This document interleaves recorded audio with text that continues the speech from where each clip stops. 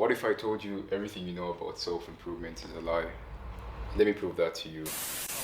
Self-improvement. Self-improvement. Self-help. Self-development. Hustle culture. Hustle culture. Locking in. You have to work. The truth is, you've come to know self-improvement as this obsession for material success, outward rewards, ticking off tasks on a to-do list, and crafting the perfect life. And while these things aren't inherently bad, they don't show you what self-improvement is truly about. True personal development isn't about what's visible to others, it's about the invisible work. And in this video, we're going to dive into the true meaning of self-improvement, which is the art of personal evolution. Okay, so now that I've gotten your attention, we can tone it down a little bit and get to business. So I've been on self-improvement for about a good 2 years now. And my reasons for starting were like the common reasons that everybody starts self-improvement for. I didn't like how I looked, I had low self-esteem, and I felt like my life wasn't going anywhere. A typical 18-year-old, if we're being honest. And after watching self-help videos for about a month, I did the thing that most YouTubers were telling me to do. I started going to the gym. And that worked out pretty well. So I started doing other stuff. I started reading, meditating, journaling, working hard. Life felt good for a while. But deep down, something didn't feel right. I always had the nagging feeling that I was stuck. Yeah, I made progress here and there, and it's good to acknowledge it, but those habits just made me a lot more busier than I was. I'm a uni student with a part-time job, so I'm already as busy as it gets. During this period, I've had periods where I would make like massive strides towards the things that I actually want, and periods where I don't do anything at all. It's been a load of ups and downs, and it's taken me about 3 years, almost 3 years, on self-improvement to realize what the problem actually was. My version of self-improvement was all about external success. The body, the money, the number of books I've read, and all the other random accomplishments. But that's not real self-improvement. It isn't. Real self-improvement is the work that no one sees. It's the invisible work. The work that won't get you much validation. It won't get you any validation at all. But, okay, maybe it might. But it's actually the work that helps you change from the inside out. But before we dive into solutions, I want you to ask yourself this. What will my life be like if I don't change? This question will be useful later, so keep it in mind as we move forward. The first step to restarting your self-improvement, or starting it if you are starting it for the first time, is by getting to know the root of what's holding you back. By understanding the root of your problems, figuring out where they come from. And you can do that by honing in on one thing: pain. I hope what I have written is visible. What you have to do is know your pain. So the truth is, most of us are very pain averse. We've grown up trying to avoid pain by all costs. We can't fault ourselves though. Like, pain is pain.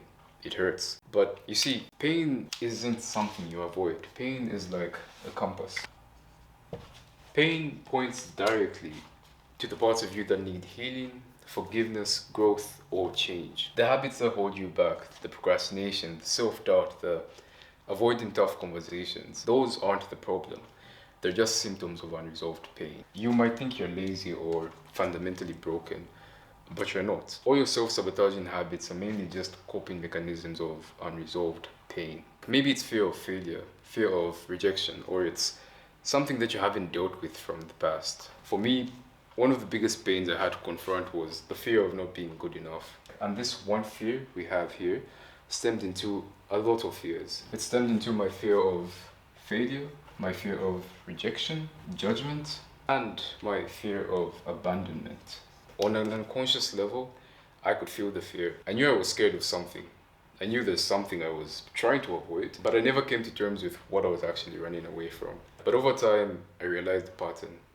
There were certain things I wanted to do, but fear kept on getting in the way of me doing them. I'll tell myself I want to make more YouTube videos, but I had this fear of judgment that stopped me from putting myself out there, out here, of course. I'll tell myself I need to work on something, maybe a business idea, but I couldn't do it because of my fear of failure. So on the surface, it might look like whatever wrong things you do are just bad habits. You play video games instead of studying. You avoid people instead of having hard conversations. But on a deeper level, there are other things that are pulling the strings. The funny thing is, almost all of us are aware of the pain that we feel, at least to a certain extent. We just push it down enough every time it tries to come up. This is the art of suppression. And this is something that all of us are masters of. Repression, which is something similar to suppression, is when an external thing, like a person or a narrative, causes you to hide a certain part of yourself. But suppression is when you choose to hide and reject parts of yourself just so you can fit in. But as much as we try to do it, we can't suppress pain. It is very impossible. It will always find its way back. You might get rid of one bad habit, like congratulations to you, but if you don't resolve the pain behind it, you'll pick up another bad habit to cope with that same pain. To work your way around this, you're gonna have to build awareness.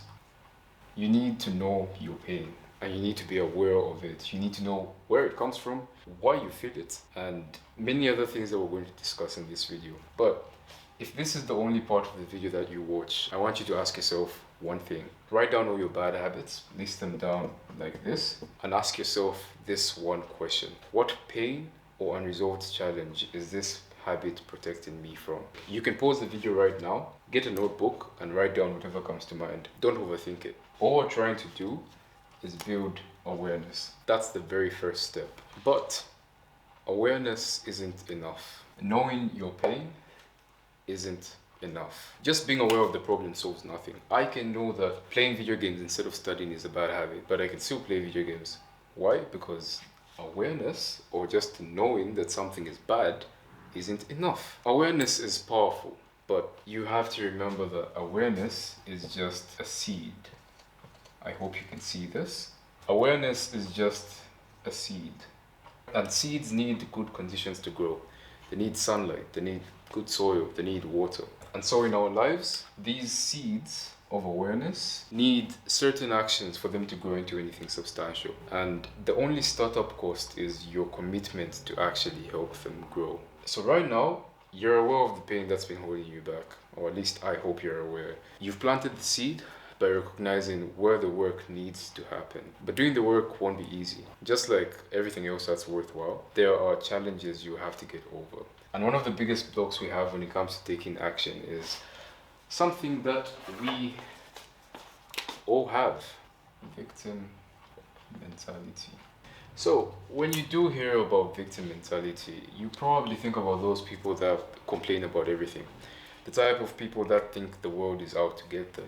But the truth is, as many truths that I'm going to mention in this video, we all play victim. We just do it differently. When we're stuck playing the victim, we blame our circumstances, and these circumstances can be past or present. Right now, we blame other people and even our past for why we're not where we want to be. So it feels easier to point outward.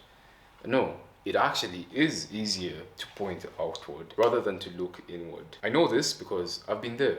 I have played the victim multiple times, countless times, and one of them, or at least the most recent one that I'm aware of, was earlier this year.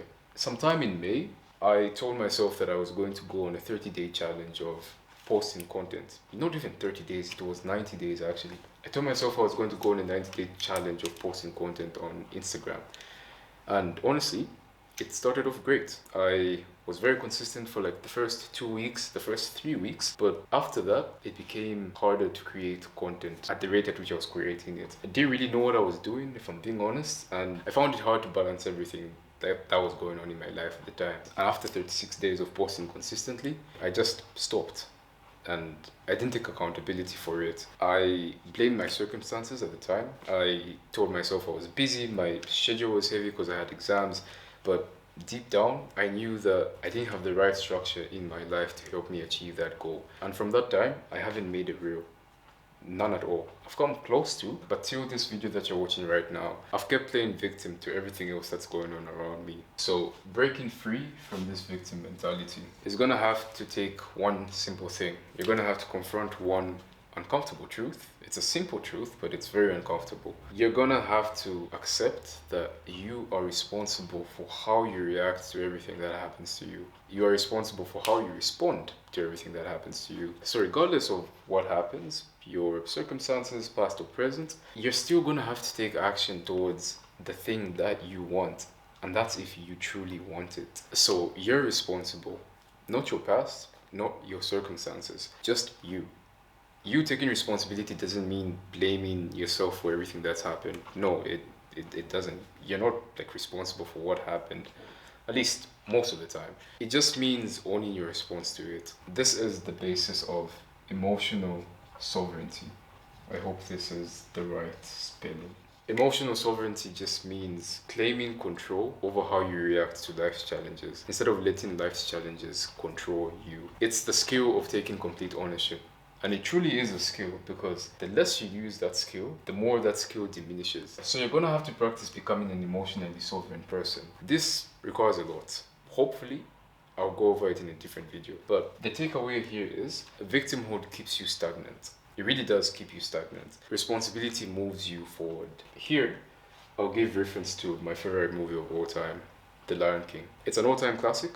You must have been living under a rock if you haven't watched it before. Through the movie, you get to see how the main character, Simba, gets stuck in this cycle of victimhood. And his life stays the same for a while. He's pretty dormant, he isn't really doing much, just chilling for the most part. But the moment he starts to take responsibility, things start to look up for him. And of course, we can't compare his timeline to our timeline because we live in completely different timelines, of course. So what we can do in this very moment is reconnect to our sense of agency. I hope this can be seen. So every time we play victim, we lose a piece of this sense of agency. And by agency, I mean sense of control, which is sense of control of what's going on in your life. So to make it simple, write down one area of your life where you've been feeling powerless. An area where you feel like things just haven't been going for you and it's not your fault, and so you don't do anything to actually change that narrative. Then ask yourself, what is one action that you can do every day to change that narrative? You can pause the video and do that right now. The moment you're done, we can come back to our final barrier, which is something that's widely talked about, but most of us don't know what it means in our own lives. And this is the comfort zone. This isn't the comfort zone that you know, so just keep up with me for a little bit. When we think about our comfort zone, we think about the good life. The overconsumption of fast food, we think about binge watching Netflix or YouTube or whatever you're into. But this isn't really what it is. It's not what I mean, at least. Simply put, your comfort zone is something that is known. So, comfort zone equals something that is known. You're not comfortable because you're in a good place. You're comfortable because you are familiar to whatever state you are in right now, and you're avoiding the pain that comes with change. The comfort zone is where we avoid discomfort and even the parts of ourselves that we don't want to face. But this isn't all. There's something bigger than the comfort zone that actually pulls all the strings. This is your shadow. To most of you, I'm pretty sure this is going to be a new term. So to explain it to you, your shadow is made up of your fears, your beliefs, and your habits that you've buried because you're uncomfortable to face them. You're uncomfortable to confront them. And so maybe it's the fear of rejection, the fear of failure, the fear of judgment. Maybe it's the habit of procrastination or the belief that you're not good enough. Whatever it is, hides in your comfort zone. And this comfort zone is just a very small part of your shadow. I hope you're getting the point here, and I hope you finally understand why you actually need to be introspective about this stuff. It's one thing not knowing that your shadow exists and that your comfort zone is a part of you that you actually don't want to come to terms with. But it's another thing not knowing that staying like this in the comfort zone leaves room for something else to creep in, which is entropy. Entropy is the slow drift or the slow decline into chaos, and this happens when you're not intentional about something. So to understand it better, just take it as nature's tax. I hope you can see this. Whether you like it or not, everything declines over time, and without any work to go against it, like against entropy, it's a slow road to rock bottom. The longer you stay comfortable, the harder it becomes to move forward. The reason for this is because your comfort zone isolates you, and isolation equals amplification. All the negative feelings that you have, the negative emotions, the fears of not being good enough, the thoughts of being a failure and everything, the intrusive thoughts that you may have on like a day-to-day basis, all those thoughts get amplified when you isolate. There's a reason why you do those bad habits in the dark, because like in the dark when you're alone, like you are isolated. And those thoughts, the intrusive thoughts, get stronger the more that you isolate. The more you isolate, the louder the negative intrusive thoughts get. It's as simple as it gets. So like when you're in a state of mind where you don't feel good enough about yourself, maybe you feel unworthy of love, for example, and those beliefs get a whole lot stronger, they get a whole lot louder in your head when you keep away from people. If you think people don't love you, and you stay away from them, you're just like reaffirming the belief that they actually do not love you. You might be aware of it, but most times, like most people are not. So the more you isolate, the worse it gets. This is like for every negative emotion that you might have in your mind. This is also a fact that we can't run away from. But the good thing is, like in most cases, we have a saving grace. That saving grace is confrontation. This is a whole lot better. Confrontation. There is no growth and no change that happens without confrontation. You have to believe with every single cell in your body that confrontation is good. To see progress, confrontation equals progress, of course. You need to confront parts of yourself you've been running away from. You need to confront the parts of you that you don't want people to see. You truly need to sit yourself down, like I wish there was a chair nearby. You truly need to sit yourself down and figure out what you've been avoiding and what you've been running away from. Every single thing. Because confrontation equals progress, yeah, but no confrontation equals no change. So, you do have to come to terms with everything, starting with the man that you see in the mirror. Shout out to Michael Jackson. So for this coming week or the next few days, whenever you're going to watch this video, I want you to come to terms with everything that you've been avoiding, whether it involves you or other people. And from that list, I want you to pick one thing, just one thing, no matter how small it might be, and take action to face it on this very day. And once you're done, like writing all those things that you've been avoiding, you're going to notice something. Your emotions are probably running high. You've come to terms with what you've been running away from. But the fear and the doubt and the frustration don't just go away. They don't disappear. They actually get louder for a little bit. And without a system to confront them, it's easy to just run away again and pretend they don't exist. And this is why you need rules of engagement. And these rules of engagement are simply guidelines to help you handle your emotions and your goals so that you can keep moving forward. So these rules of engagement are like your personal playbook for self-improvement. They help you navigate the chaos that comes with like trying to improve your life. I can't give you all the rules. I can't give you all the rules that you need. You can have a lot of rules or you can have a few, depending on where you are in your self-improvement journey. If you're starting, you probably need a lot more than somebody who's been on self-improvement for about a year. But I think there are 3 standard rules that would fit on any list. So the first one, you need to engage with your emotions. I didn't say react to them, I said engage with them. Your emotions aren't bad. They are like pain, they're like a compass. You wouldn't be a human if you didn't have emotions. But you need to learn to actively engage with them. When you feel overwhelmed, whenever you do feel overwhelmed, I feel quite overwhelmed right now because I'm tired. When you feel overwhelmed by a certain emotion, pause, like just for a moment. Yeah, and rate that emotion on a scale of 1 to 10. So I am tired right now, but I'll just give it like a 7 out of 10. This in itself is an act of mindfulness. The whole purpose of this is to take a step back like that and observe the way you're feeling without being consumed by that feeling. So just ask yourself, what am I feeling right now? And what's causing this emotion? I'm gonna have the subtitles on the screen. What am I feeling right now? And what's causing this emotion? Just answering this question alone takes away some of the overwhelm you're feeling in that moment. And second rule of engagement is prioritizing goals. It's one thing having goals. I think we all do have goals. It's almost a new year. Everybody's going to be writing their goals, what they want to achieve in like 2025. I will be. at least I know. But prioritizing these goals in a world that's full of distraction is a whole other game. If you're my age, 21 by the way, you probably don't have much time to yourself. You have lots of things going on, maybe school or whatever you are working on, and there are many things that you want to do in this moment, like in this very moment, but you can't do everything at once. 24 hours isn't enough. But what you can do is focus on doing one meaningful task every day. That one thing should be the difference maker. It should make the biggest difference. It's often referred to as eating the frog, meaning you do the hard thing first. You complete the hard task first, the most important task of the day, then go on to do everything else that you need to do that day. It's simple, like most things we've already talked about in the video, but it's hard to implement. But when you actually do it, when you prioritize your goals and you eat the frog the first thing in the morning, it's very effective. The third thing is non-negotiable habits.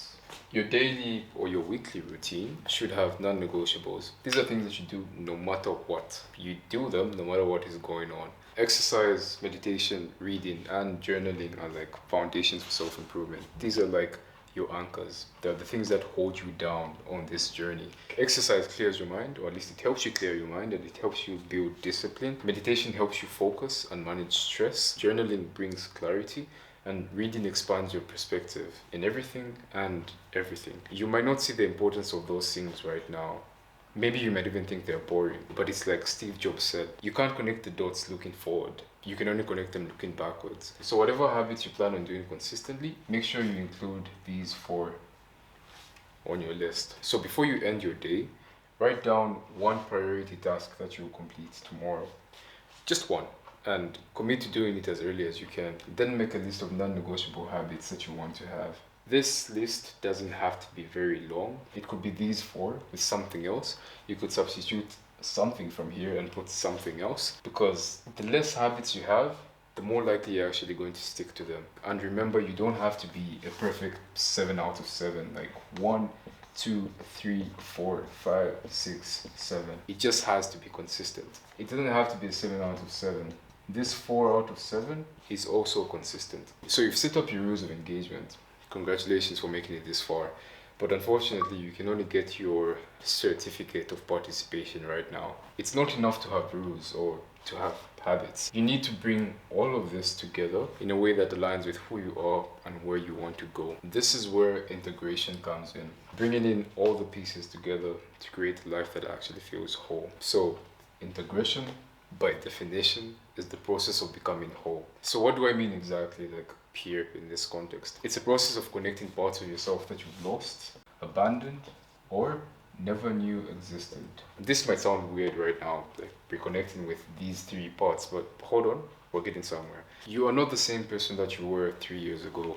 You're not the same person that you were 5 years ago. Whether in a good or bad way, you lost a part of yourself for you to be the person that you are today. Think back to a time when you felt strongly about something. Maybe it was a skill that you were good at or a passion you pursued. Maybe it was a certain mindset that you had. Keep in mind, we're talking about positive things here, not negative things. So what happened to that version of you? Where did they go? Like, if anything, where are they? What happened for you to lose that part of yourself? What part of your life was pushed away in favor of a set of new priorities? Wouldn't it be good to have that version of you back? Or at least, wouldn't it be good for you to start doing that skill again? For you to get that sense of self back? This thing here, reclaiming the lost, is the first step in becoming whole. But then we have the second one. On your way to becoming who you are now, not only did you lose certain parts of yourself, but you abandoned certain parts too. There are parts of you that you abandoned because you felt pain. And healing these parts requires compassion and forgiveness, not only for other people, but for yourself too. Because if you don't forgive yourself, like, what are you doing? How are you going to move forward? It's not a straightforward question, is it? So you need to heal the abandoned parts of you.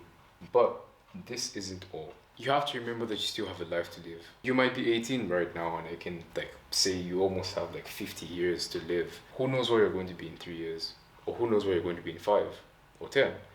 That's a question that none of us can answer. The only way that you can know that, or at least have an idea, is if you stepped into the unknown. This is as it is. It means trying out new things, adopting new habits, and most importantly, adopting new perspectives. Because growth, in whatever way, shape, or form, happens in the unknown.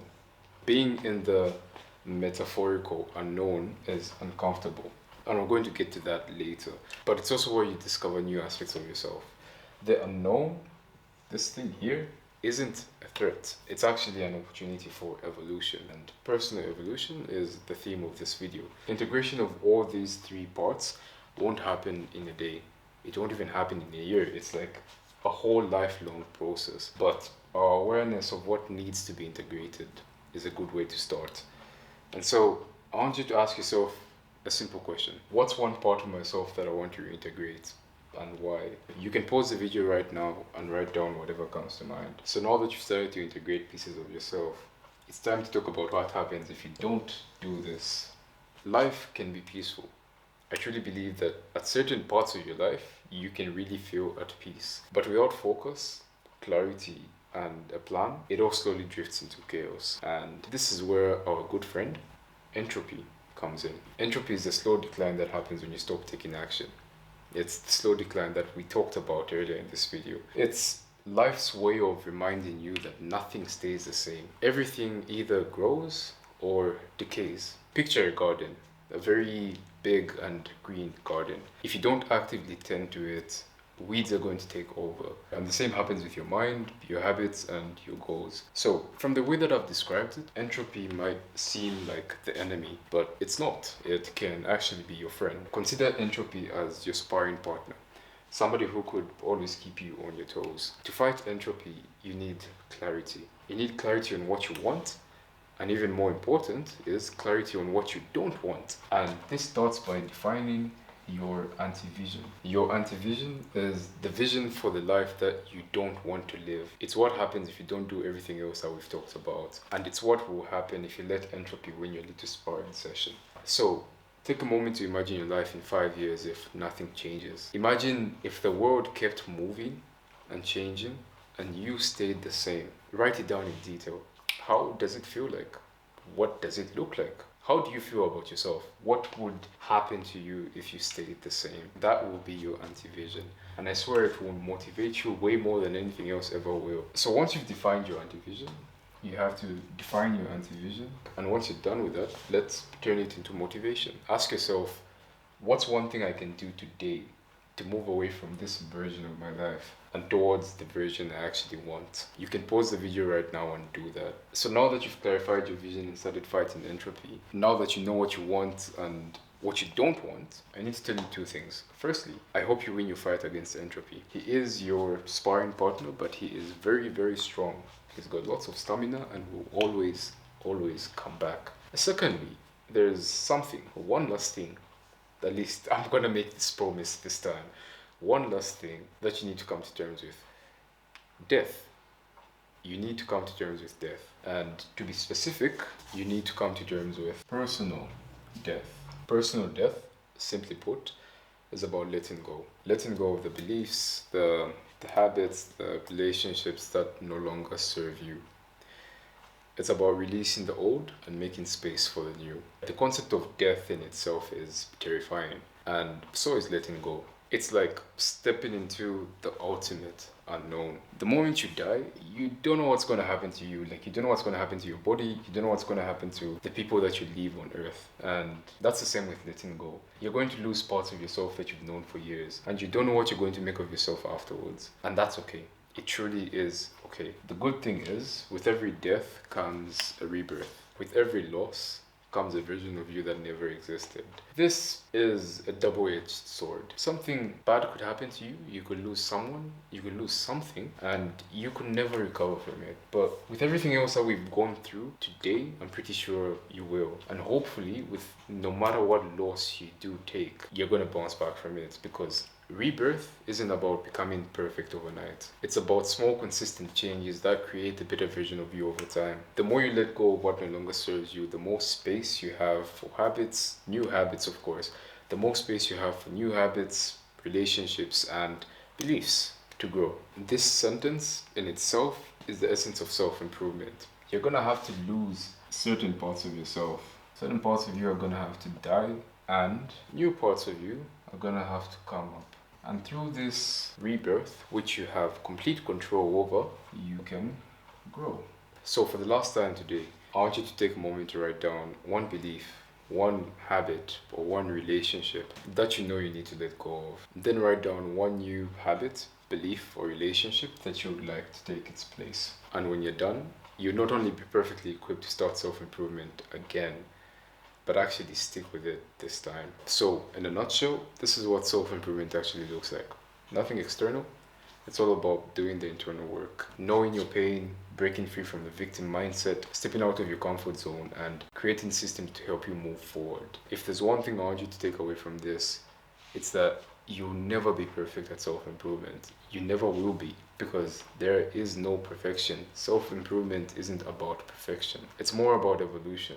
And through evolution, there's a lot of ups and downs, a lot of highs and a lot of lows. It's about shedding parts of yourself that no longer serve you and growing into the person that you want to be. Rome wasn't built in a day, and neither will you. But I can help you with your first 5 building blocks. So I've put together 5 journaling points that are basically your first 5 building blocks that can help you start the process of building Rome today. Because everything I've said over the past 30 minutes, hasn't really been 30 minutes, if I'm being honest. It's been like 4 hours because I've been here since 7. Won't matter if you don't put in the work. And so apart from watching this video, which I'm really, really grateful for, I hope you can just like spend 5 to 10 minutes of your time reflecting on each of these questions. If you want to take it even further, I've put together a PDF with these prompts and extra ones to help you get started. You can download it for free using the link in the description. So thank you for sharing your time with me today. I hope it's been time well spent. For me, it has been time well spent because I sacrificed watching Man United v Man City today and we actually won. So yeah, like I'm really, really grateful that I got to record this video, and I'm really grateful that you've reached the end of it. As always, I'd like to hear your insights and your feedback in the comments. And so I'll see you soon.